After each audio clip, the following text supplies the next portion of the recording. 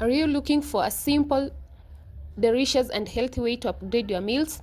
Today, I'm showing you how to prepare a mouth-watering fried rice dish using olive oil. Light, flavorful, and perfect for breakfast or supper. And the best part, you can pair it with your favorite stew, be it meat, cereal, or even a simple cup of tea.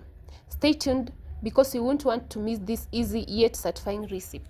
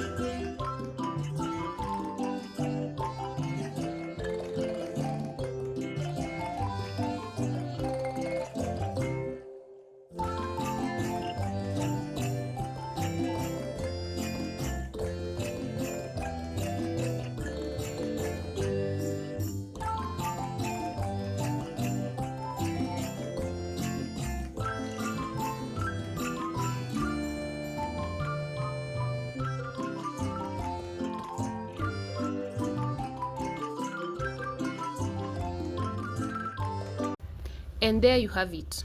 A simple yet delicious fried rice dish that is perfect for any time of the day. Whether you enjoy it with meat stew, cereal stew, or just a warm cup of tea, this recipe is sure to satisfy. If you loved this recipe, give this video a thumbs up and don't forget to subscribe for easy and healthy meals ideas. Drop a comment below and let me know what's your favorite way to enjoy fried rice. See you in the next one. Happy cooking!